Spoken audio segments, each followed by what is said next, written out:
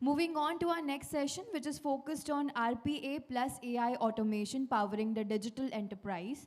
And I would like to invite Mr. Kamal Shah, CDIO from Tata Technologies. Mr. Kamal carries over 25 years of technology and operations experience and has led strategic multifarious IT projects and global transformations program. In his current role as CDIO, Kamal leads portfolio of transformation program in area of AI, data, technology, cloud, business systems, and security. Prior to this, he has held senior leadership positions with the Walt Disney Company, Disney Star as CTO, CIO at 𝗘𝗚𝗎, Deputy CIO at Wipro, and executive leadership roles at Thomson Reuters, Kraft Foods, and as practitioner at Capgemini, Accenture, and Deloitte. With this, over to you, Kamal Sir, and can we have a huge round of applause for him? Thank you very much. Am I audible, guys? All right. It's a tough session to follow, especially after change management, okay? And I don't take this in any light way. I'm not going to be on the stage. I don't have PowerPoint presentation. In fact, I'm going to be around you. I'm going to be with you, and I'm going to break all the norms. So I'm pretty sure perhaps this is my last stint with UBS because they might never call me back. I might experiment to a level that might not be acceptable. But I think that's the only way I can do it because I kind of got inspired by the earlier session, right, which is change management. I'm like, what am I going to do changing around? कुछ तो अलग करेंगे ना यार, सब लोग ऊपर जाके PowerPoint दिखाएंगे, खाना खाने के बाद थोड़ा difficult हो जाता है, right? And selfishly, I would love to engage you in this next 20 minutes. 20 minutes, है ना? 20 minutes? Yeah, so next 20 minutes, right? And we'll keep it very casual. So that's what I'm going to do. I'm going to talk about a little bit of RPA, but I'm pretty sure most of the people in this room already know what RPA is. They have kind of dealt with it in their life.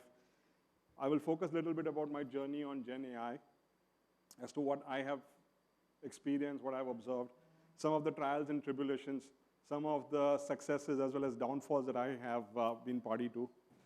And then we'll just make it a good session for all of us, right? I will learn some, you will learn some, and hopefully we'll gain out of the next 20 minutes. So, as I said, any session after lunch is a tough session, but think of it as a session that gets you closer to the so-called evening beverages, right? I don't know what beverage we might indulge in, but something that gets you closer. So, I'm going to, in fact, ask some of my colleagues here, given that we are all IT professionals, IT senior executives, आप मेरे को 3 question बोलिए या 4 question around what would you like to get out of this session? क्योंकि the session of automation all the way through Gen AI is a long story, and 20 minutes will not suffice. ठीक है? तो मेरे को थोड़ा help चाहिए आपसे. आप मेरे को बताओ, what are the 3 or 4 questions I can engage with you on so that I can make it meaningful for us. So, all right, any takers around that would be much appreciated.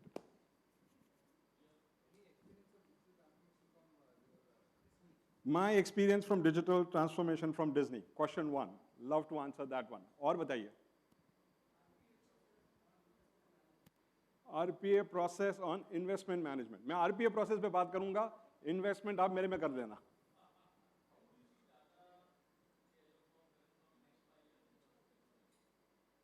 Okay, it's not part of the scope, but I'll try to cover that if I can.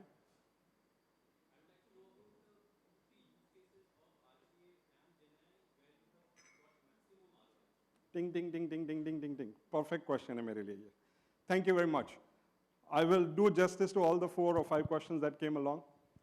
If there are anything else that you believe, और एक है, अच्छा, इसका price नहीं है, लेकिन आप पूछ सकते हो. Again. However, I would love to hear from you as you have been in multiple positions. So I would like to hear from you as, is automation dead and Gen AI taking over? Super question. बहुत बढ़िया है. All right, we will rest the case of questions right now because that's the only kind of, not only, but that's all the type of LLM models I can research as a generative person myself. So all the prompt engineering you guys did right now with me, I think it kind of stops. Now it will become concurrent threads, okay? So let me kind of start by saying a little bit about my journey because it kind of dovetails into what I did at Disney as well. A lot of people kind of heard my background. I am a dinosaur. I've worked in many organizations, big, small, medium-sized, सब कुछ कर लिया है. Lekin, if you ask me what is it that I have really achieved from each of these organizations, I think I would bundle it down into 3 things. I have learned what to do, I have learned what not to do, and I have also learned what I can cope up with. It really came down to these 3 things. Okay? People I love working with, people I hate working with, people I think I can live with. All right? That's the sum and substance of it. Disney was an amazing organization, Disney Star. Loved working there. From a transformation perspective, I think it was all about all the changes that the media industry is all about, right? So from the traditional broadcasters and channel operators down to the point where everything is becoming digitized, but the revenue models continue to be more traditional, right? So it's like, I want to change, but my money comes from here. We want new technology, but we want to really make sure we don't disrupt anything. We are getting disrupted, but you know what? हम वहाँ पे कुछ नहीं कर सकते. We need to keep the lights on. And so how do you traverse through those transitions, which I think is filled with a lot of constraints? And tying back to the earlier conversation that I had around budget management and so forth, I think somewhere it also ties back to your better understanding of the constraint itself that we need to live through, right?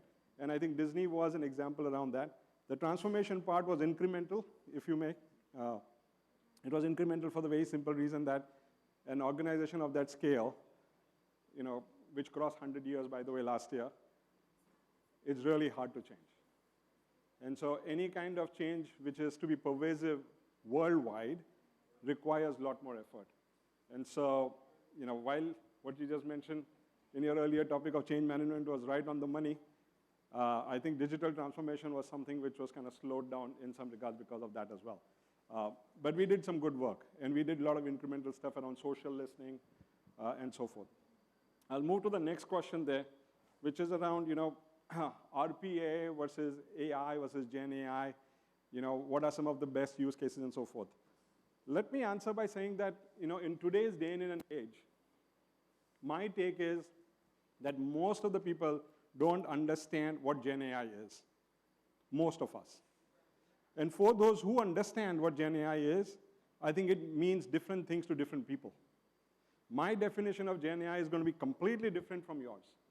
And that could be just because of my experience. It could be my interactions, my actions, my industry, my company, my boss, my CFO, my CEO, my family, all of it. All of that are influencing because it's a kind of a change that is upon us, not by choice, willingly or unwillingly. It's just the way it is right now. It is just the way it is. And my take on the entire Gen AI storyline, folks, is, you know, if you look at internet back in the days, for many of us it might be relevant because we lived through those ages. And then you go into fast forward, Y2K, if you remember Y2K, you know, there was a dunya badal jayegi, lift tood jayega, nothing happened. Then you move fast forward, then came the web, you know, the web domain and e-commerce thing kind of picked up. After that was mobility. And then perhaps after mobility, one can imagine if you just forget the last 4 years where we were all locked down in house, it is all about Gen AI. I think the closest one I can associate with is mobility. And if I remember my times as a CIO for an IT services organization, back in the days it was Wipro, I think I felt similar kind of vibes the way that I am experiencing today on Gen AI. The consumer space is much further along on adoption of technology, especially Gen AI, than as much as where the enterprises are today, number one. Number two, if you can exploit that with your users, you are going to be amazingly further along in leapfrogging and beating the competition, either directly in the point that impacts your revenue, or in the industry segment that you are in, or in the technology adoption cycle that you plan to be. All of it are relevant, but that's how you have to start thinking about what is it that you're going to put as table stakes.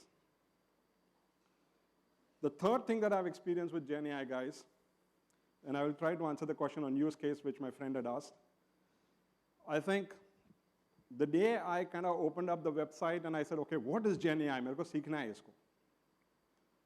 And I started looking into it. And I kid you not, for 1 week, I didn't have a good sleep. Because everything that I was thinking about, everything on which my principles were laid as an individual, everything that I was actioning and acting was completely getting questioned by the concept of Gen AI. Everything. I'll give you a very quick example, if you don't believe me. For those who are parents here in this room, everything that we tell our child, maths karo, physics karo, science karo, biology karo. English bhi badhiya kar lo. Do a lot of these creative writings. And guess what has happened? Gen AI. I ask a kid, write creative writing.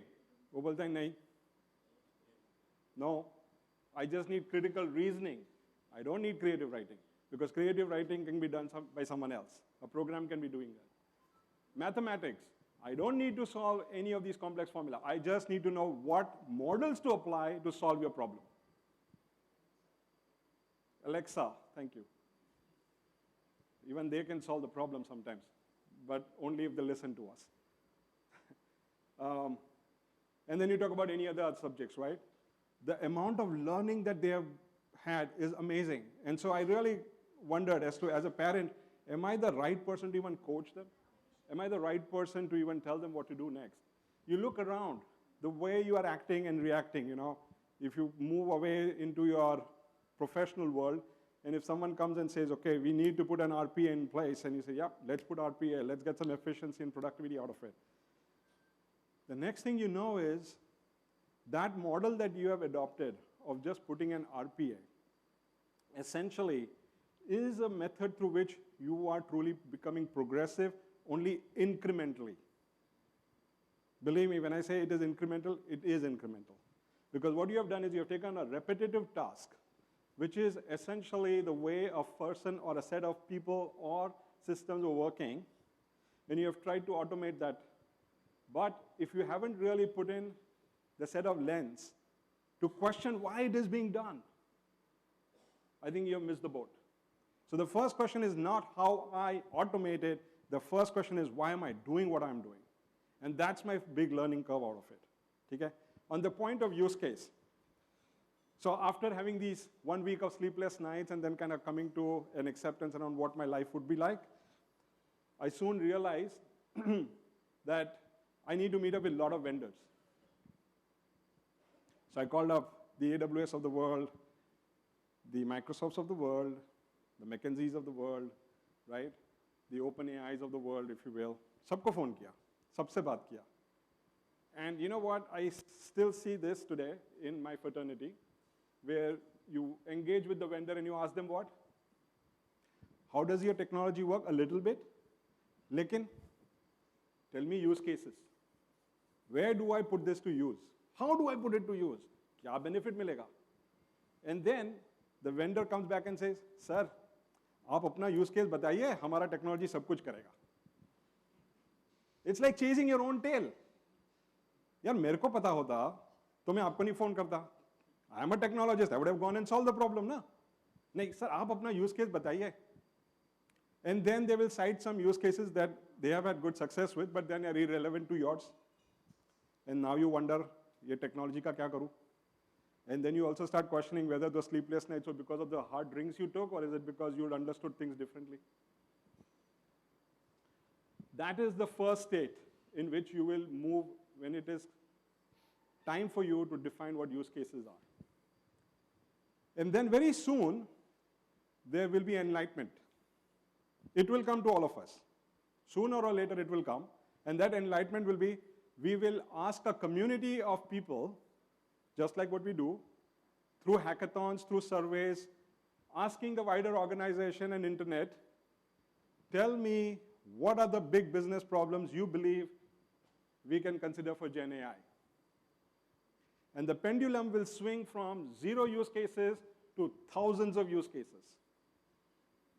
And then you will be in a struggle again. Arey yaar, 1,000 use cases, what the hell am I supposed to do?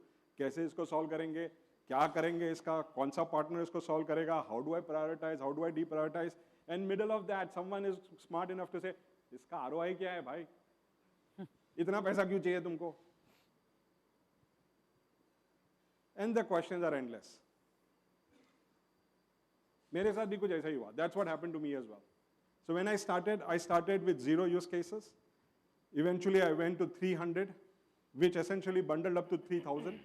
And then we did the prioritization, reprioritization, deprioritization. Then we really understood what Gen AI is. Then we put the filters of what Gen AI possibly can be. And finally, we curated it out to a much lesser number. And when we came up with that much lesser number, the only thing that I learned was that I live in a world of constraint like many of us. And because I live in a world of constraint, there is only this much bandwidth I really have. Innovation के लिए P&L में जगह नहीं है, budget में line item accept नहीं हो रहा है. You're not going to have the position to do any innovation per se. So accept that constraint, and as part of that constraint, we did very small baby steps of POC. POC works out just fine. We broke it down because it's a services organization into 4 broad tracks. One, where we are working with the customers, helping them really understand how we can manage their transformation with Gen AI. Number 2 is creating our own platforms and services and products, if you will, that we go to market with. I don't play a significant role there as of now, but I do help them set up the platforms and environment. The third one was just calling up Microsoft and saying, Bhaiya, Copilot ka X number of license de do.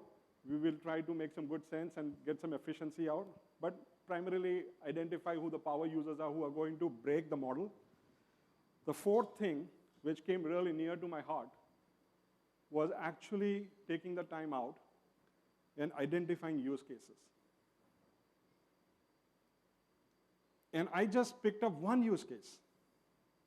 I went through many, and I took one use case, and the only use case that I took for myself and for the company was not the one that sits on the fence outside, not the one that I'm going to change my customer life or my vendor's life or my finance life. I only took one, and the only one that I took was hardcore operations. Because it is always easy to solve an operations problem, believe me. Because the variables are known. In the sales side, variables are unknown. Customer might have a lot of dependency and a lot of attributes. Finance, supply chain. The moment you go outside of your organization, your ability to progress is going to be a little bit more challenging. And so I took, in my case, a view which is more confined, and those confined view led me to operations. And the only use case that we took at that point in time was, how do I leverage Gen AI for things that people love to hate? Things people love to hate. ठीक है? बड़ा simple है ना ये concept. कुछ समझ में नहीं आया होगा. What is it that I love to hate? अब मैं बोलता हूँ love to hate is very simple. मेरे को करना भी पड़ेगा, लेकिन मेरे को नहीं भी करना है. That is love to hate. I want the best of the resume for finding the job, but I don't want to do a resume. That's love to hate. I want a promotion, but I don't want to work hard for it, knowing that my boss might not like it or might like it. But karna to padega, love to hate. I want to do an appraisal of my team member, knowing that he is not a good performer, but wohi ek skill hai, wohi ek support hai, love to hate. There are a lot of these elements that will come to you. And to me, that was the one that became my sounding board. Love to hate. Go and find people, what is it that you love? And why you love? Would you hate? Yes, I would hate. वो अच्छा use case है. The one that I took for myself was as simple as that, and I think it might be relevant for many of you all, is finding the expert in your company. Who's the best person to answer the question that you might have? That's it. That was the only use case I took. Now one can argue वो तो यार skill database से आ सकता है, आपके resume database से आ सकता है, search से आ सकता है वो. And so when you take one use case, you will soon realize with generative AI, and when you start applying your mind, it's like Maggie. 2 minute में बन तो जाता है, लेकिन उसको mastery लाने के लिए बहुत time लगता है, and we all know that. That perfect Maggie takes time. And once you make Maggie, you can eat it any time of the day. तो Gen AI भी कुछ ऐसा ही है. If you get it right the first time, now you can apply it on many other problems, many other use cases. And that's what happened to me. What I started with a skill database repository started becoming a resume database, profile generating database, matchmaking, skill matching. Uske baad, customer mapping, project profitability. All of these are in the services segment. Might not resonate with you all, but that's the bread and butter of an operations in the services space. And that's what I actually did. To me, the journey that I have completed is very simple. You try, you experiment, hopefully you fail. If you don't, you are unlucky because you have succeeded. And because you have succeeded, that means there is more onus on you to keep doing more of it. And then at some point in time, you will have to answer the question, ROI kya hai? The day someone comes and asks you ROI kya hai, I think that to me is going to be a winning point, because at least I've got them so far into that conversation, into the engagement where they are compelled to ask ROI kya hai, right? And to me, that's a success. I think I missed a question around Tata. I'm not the best person to answer at this point in time because my journey with Tata has been a very short stint. But I think it's a nation-building organization, and the little that I've spent with them, I think it is beautiful. If you are interested to know more about Tata, even if you are a vendor, come sell me some stuff. I will let you know how much I can afford or not. If you are an aspirant person who wants to find a lucrative career, more than willing to engage them and get you connected with the recruiting team. But other than that, I think website is the best place. I might not do much justice there. Okay? Bell to ho gaya hai. My job is done here. Thank you very much for your time and patiently listening. Great. Thank you. Thank you so much, sir, for your insightful session. It was a pleasure listening to you.